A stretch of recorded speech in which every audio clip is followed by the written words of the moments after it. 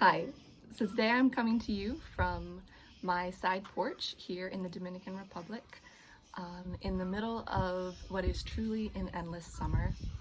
And I am a New Yorker. I love the heat.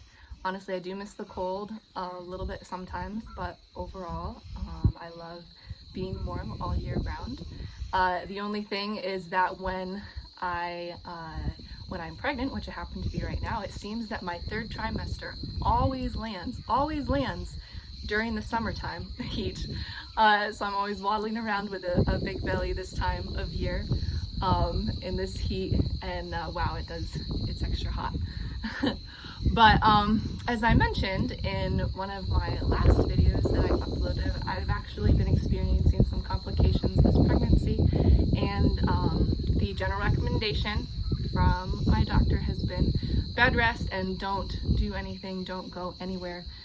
So I'm pretty much housebound, and most of us now actually know what that's like because we all live through coronavirus, and everyone understands the social isolation that I'm experiencing right now. And I honestly, generally speaking, enjoy being socially isolated, but as an introvert, however, it gets to my head sometimes, and can be difficult, though especially just the inactivity. But I've been trying to take advantage of that, and one of the things that I've been doing is studying the Bible a little bit more as possible, and not really just reading it, but truly studying the Bible and trying to dig into passages that previously maybe were a little confusing to me, or I would just kind of skim over them and, you know, get the general takeaway, but not go any deeper. And so I've been challenging myself to go a little deeper with certain passages, and that's what I want to do today, is go a little deeper into a passage and share some of my reflections. So without further ado, let's jump right into the book of Matthew, chapter 20. This is chapter 21. Chapter 21, verse 18. Right here, Jesus had just entered Jerusalem in the triumphal entry, and so that was a Sunday. And this, I believe, I'm looking at the chronology of the events correctly, this should be the next day. This should be Monday that we're now finding Jesus. So he entered Jerusalem on a donkey, was heralded as King, as Lord, as Savior, and now it's the next day. And it says, in the morning, as he was returning to the city, he became hungry. And seeing a fig tree by the wayside, Jesus, went to it and found nothing on it but only leaves. And he said to it, "May no fruit ever come from you again." And the fig tree withered at once. When the disciples saw it, they marveled, saying, How did the fig tree wither at once? And Jesus answered them, "Truly I say to you, if you have faith and do not doubt, you will not only do what has been done to the fig tree, but even if you say to this mountain, be taken up and thrown into the sea, it will happen. And whatever you ask in prayer, you will receive if you have faith." So for me, whenever I've read this passage previously, my first reaction upon reading the bit here about the fig tree was the poor fig tree. And it makes me sad because I like plants, I like trees. Why did Jesus have to kill the tree? So I feel slightly frustrated. Why? But then I move on to kind of the next part where you think you're going to find the explanation for like why Jesus would kill a fig tree, but then you find that the disciples don't ask why, they actually ask how. And so here, if you're not a careful reader, like oftentimes I would not be a careful reader, you'll get distracted with the disciples, because what happened right here is that the disciples did indeed get distracted. The disciples should have asked Jesus, "Why did you kill the fig tree?" But instead they asked, "How did you kill the fig tree?" The disciples are kind of a dense group. I'm not sure. I've always wondered, would I have been dense as the disciples if I were a disciple of Jesus in this time following him? I don't know. But they ask him how. And so then this turns into a discussion of faith. It turns into another discussion of faith that they have had, honestly, 100 times already in the ministry of Jesus, as they have followed him, as they have watched him perform miracles. So here they are. Jesus is actually in the last week of his earthly ministry, because like I said, the triumphal entry just happened. So he's about, Passover is about to begin, and he's going to be betrayed and crucified just in a number of days. So his ministry is coming to an end. The disciples have been with him for a long time, and they're still asking, how did you do that? and you're like, yeah, ow. But how could they be asking that? Because the disciples have not only seen Jesus performing all these miracles, the disciples themselves now have been casting out demons. The disciples themselves have been healing the sick. The disciples themselves have been performing all sorts of miracles that they could never have imagined. And they know, and as Jesus has already explained to them numerous times, this is by faith. And the disciples have seen Jesus, perform miracles within nature as well, because this is a little bit different, because generally speaking, Jesus's miracles are for people.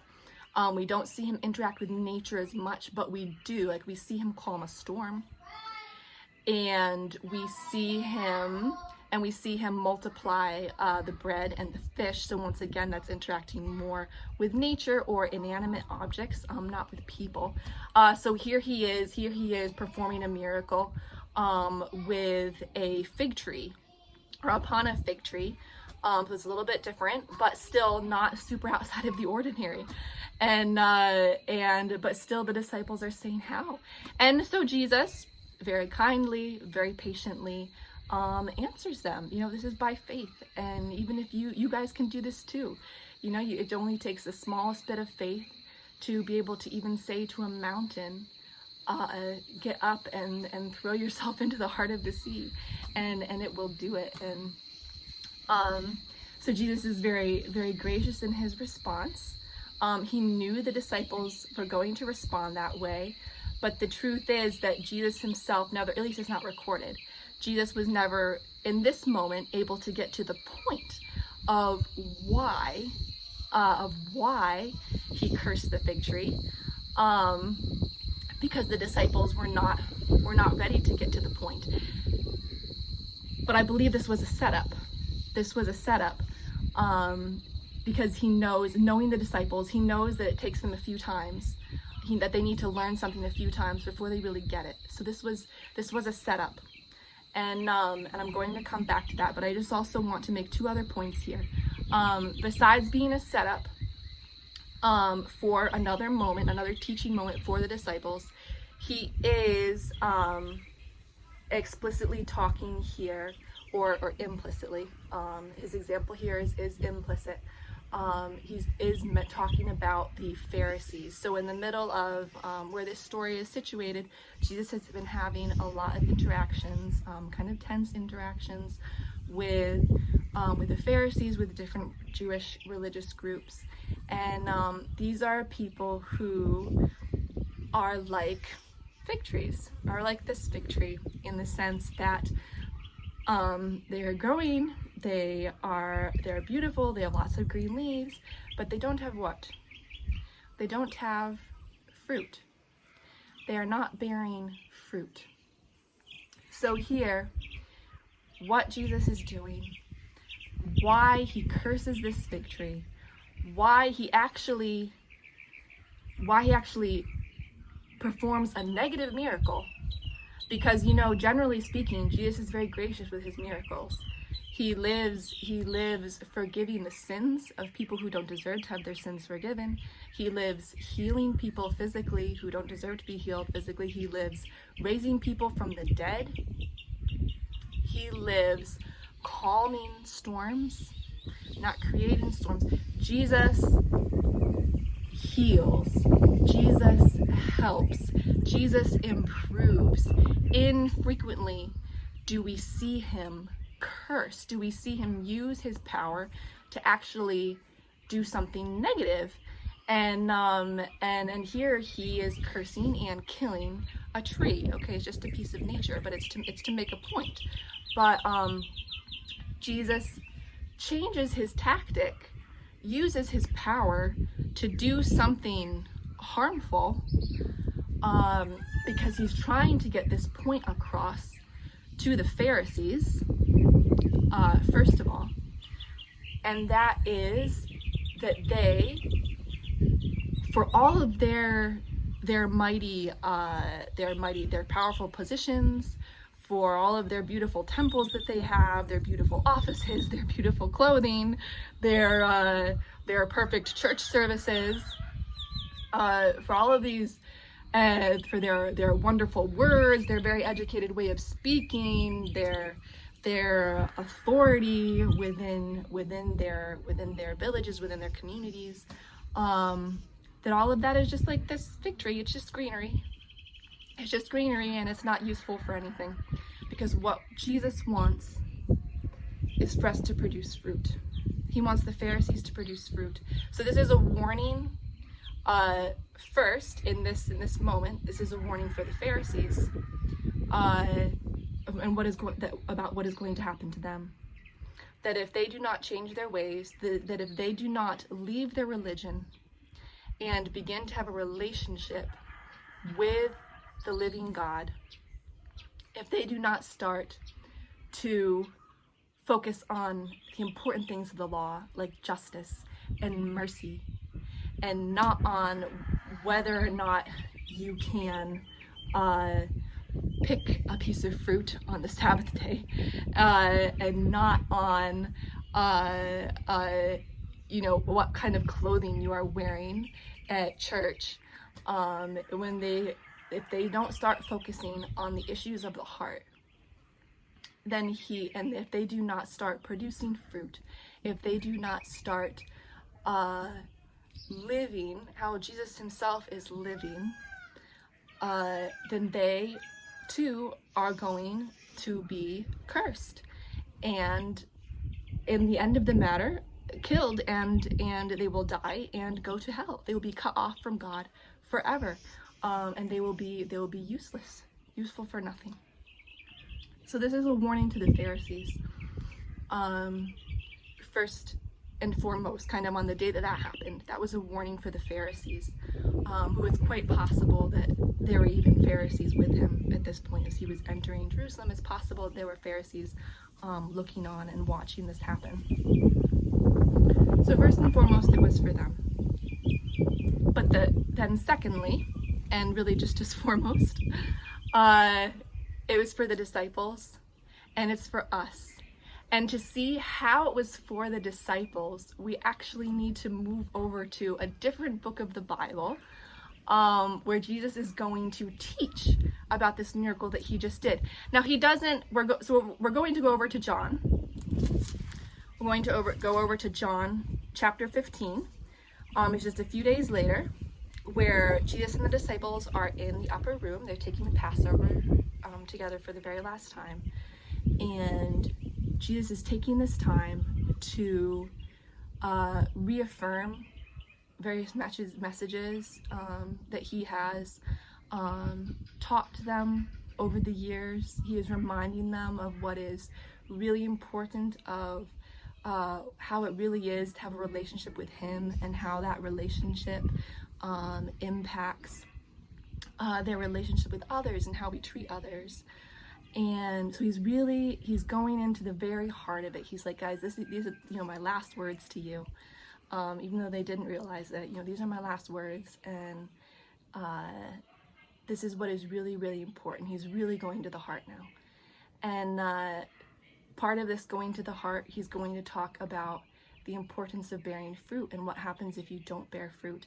And so he doesn't mention the fig tree now again in this moment. He doesn't recall. He doesn't say, hey disciples, remember a few days ago when we were entering Jerusalem in the morning and I was hungry and the fig tree was not producing any fruit, so I cursed it. Do you remember that? Do you remember that? That was an object lesson for what I'm going to tell you now. He doesn't say that, but I know, I am 99% sure that in his head, these events are linked, and that he cursed that fig tree on Monday morning, so that on Thursday night, I believe it was, during Passover, he could bring it up again and once again introduce this to the disciples, because like I said, the disciples need him to do, say it again and again and again for it to really enter their hearts and their minds and for them to understand. And really we need that as well. So here, Jesus is not talking about the fig tree, but he turns a corner in his discussion, in his teaching. He had been washing the disciples' feet to demonstrate humility. And he says, he's talking about love, but then the conversation changes a little bit. In chapter 15, verse 1, he says, I am the true vine, and my Father is the vine dresser. Every branch in me that does not bear fruit, he takes away. Let's read that again. Every branch in me that does not bear fruit, he takes away. And every branch that does bear fruit, he prunes, that it may bear more fruit. Just take two from our little interruption. Every branch in me that does not bear fruit, he takes away. And every branch that does bear fruit, he prunes, that it may bear more fruit. Already you are clean because of the word that I've spoken to you. Abide in me and I in you. As the branch cannot bear fruit by itself unless it abides in the vine, neither can you unless you abide in me. I am the vine, you are the branches. Whoever abides in me and I in him, he it is that bears much fruit. For apart from me, you can do nothing. So here Jesus is reaffirming,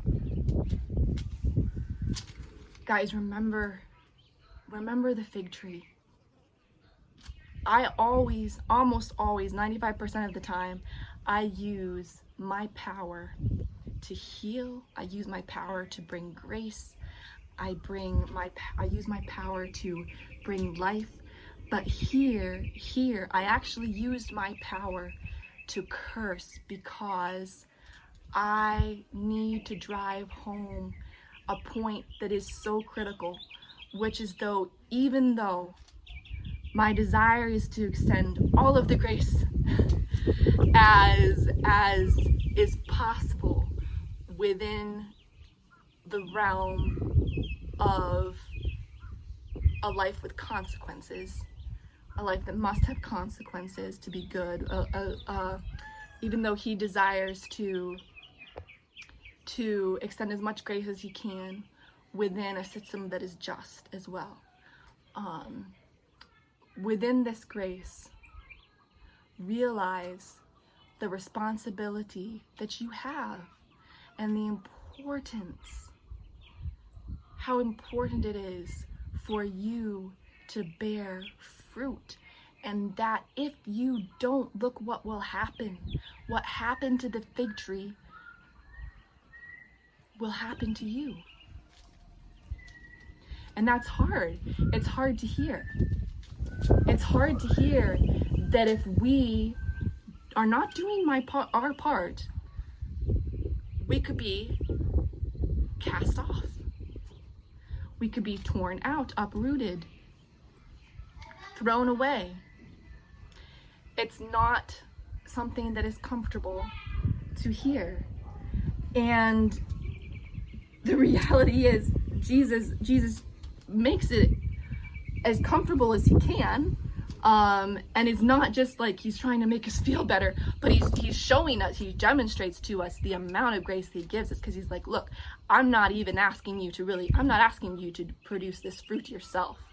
I'm asking you to have a relationship with me, and through that relationship with me, I will produce fruit in you, because apart from me, he says, apart from me, you can't do anything. Okay, apart from me, you're not going to produce fruit, okay? So look, I'm not saying, you must produce fruit, and I'm not going to help you. I'm going to leave you alone and make you do this by yourself. No, he's not saying that. He's saying, listen, you must produce fruit, but don't worry, be at peace. I will help you. But look, have a relationship with me, because if you don't have a relationship with me, you will die. You will die like this fig tree. And worse, because the fig tree is obviously an inanimate object, and people have souls.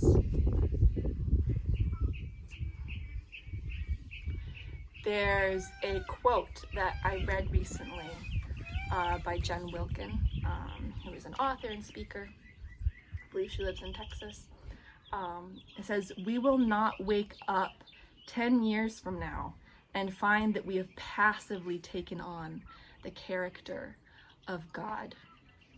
There is nothing passive about being a true Christian, about truly having a relationship with Jesus. We have to work to produce fruit, even as we wholeheartedly lean into Jesus, trust in him, abide in him, dwell with him. You know, if we truly have, producing fruit really is easy, because Jesus is the one who helps us with that. But in order to produce the fruit, we have to have a relationship with him, and it's that relationship that can be harder because of our human nature and the fact that we don't want to make those little sacrifices to have a relationship with someone who we can't see, someone who we can't really even feel most days. It's hard, and that does take work. Pursuing Jesus Christ takes work. Starting, being more like him, growing in him, producing character traits that are similar to his, that all takes work. It does not happen passively. And I think here would be a good point to jump over. We're going to jump a few times here. This is the second to last time. To another scripture passage right here in Galatians, just to remind ourselves of these fruits that we should be producing as Christian fig trees. It's a pretty well-known passage here in Galatians 5 verse 22. "But the fruit of the Spirit is love, joy, peace, patience, kindness, goodness, faithfulness, gentleness, and self-control." It's a hefty list. It's a hefty list. But if we are not growing in these things, then we're in danger.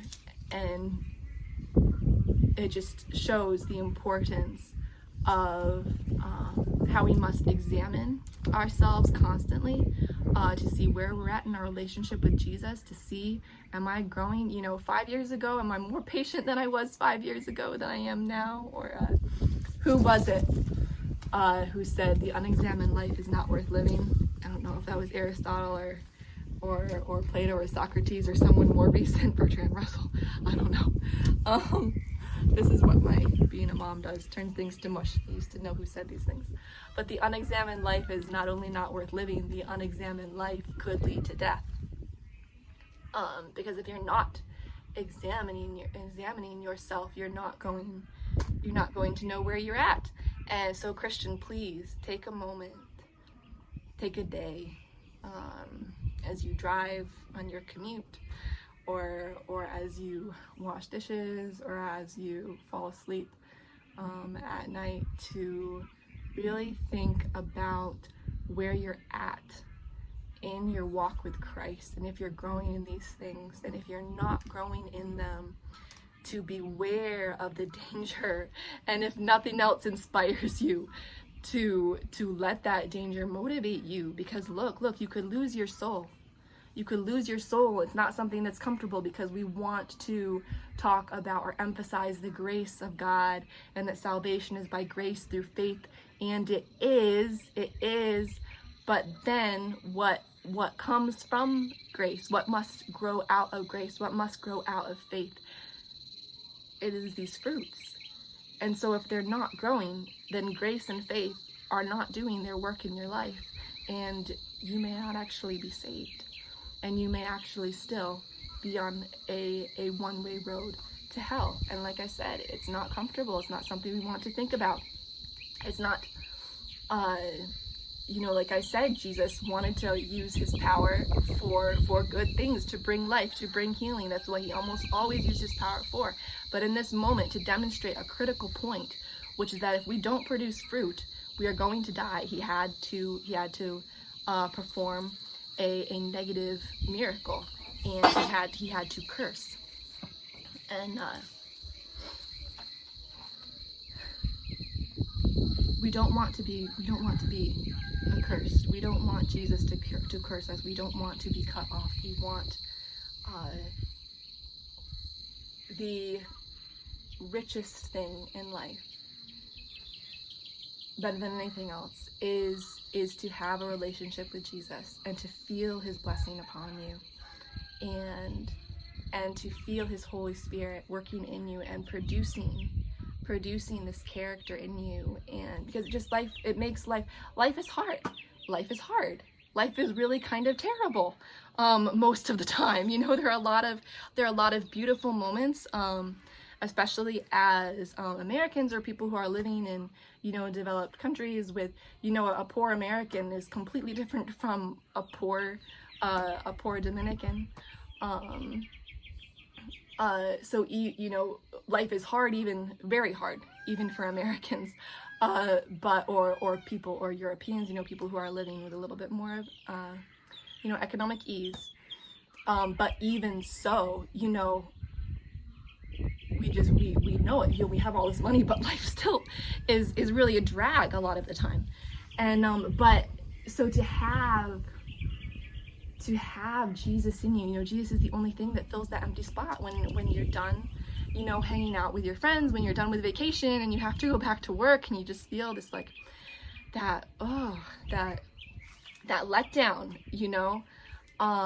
or you feel that emptiness that nothing in this world really satisfies. Having Jesus is really everything, because he is the one who fills. He's the one who, even when you feel that letdown, like, oh man, I'm not at the beach anymore, but Jesus is here with me in my cubicle, and I can feel his love, and I feel this unexplainable patience with my coworker right now. This patience is not coming from me, and it just, Jesus is the antidote to all of this life's hardness, and so worth pursuing. And not just for the blessings that he can give us, but simply to be his friend, simply to be loved by him. And then just the freedom that comes as a person to be able to demonstrate these character traits, and just how it doesn't, like, in the moment it feels good to be angry at someone, or to fight for your way, or to just let your anxiety go out of control because it's so hard to get it under control. And but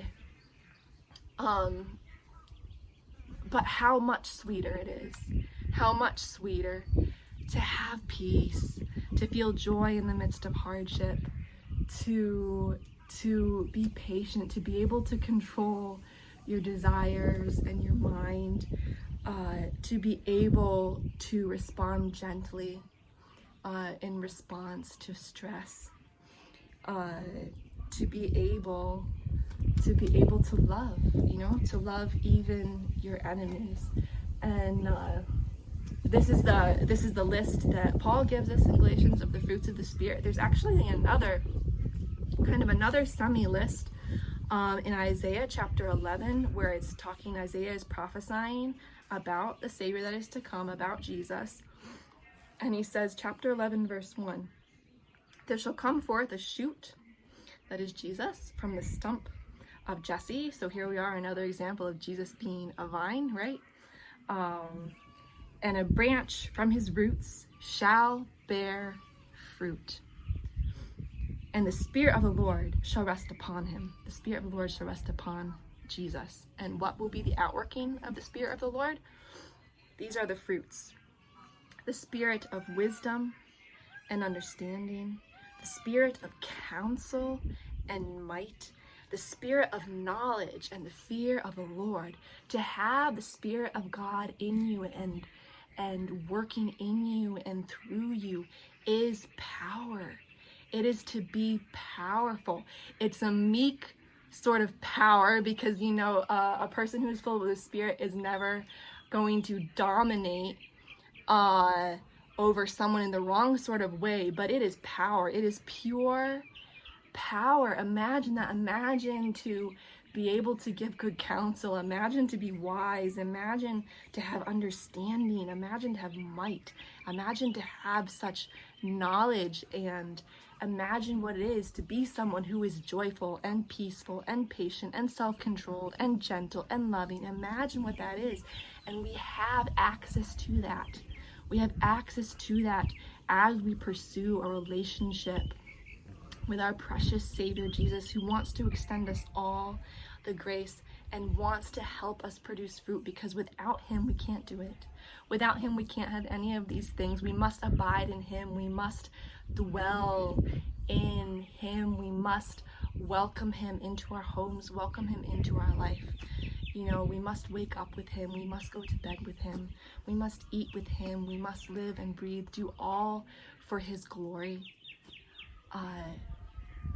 We must pursue that relationship with him. But the moment that we pursue it, he's there. He's there, giving us grace, accepting our faith, and producing in us all of these good, wonderful, precious things, turning us into weak sinners to powerful saints with powerful minds, who we don't let fear dominate us. We don't let our situations dominate us. No, we dominate them. We dominate our circumstances, at least mentally, or we know that Jesus dominates them, and that we can trust him to work all things together for our good. The Spirit of God resting upon us is power. So let's pursue that power.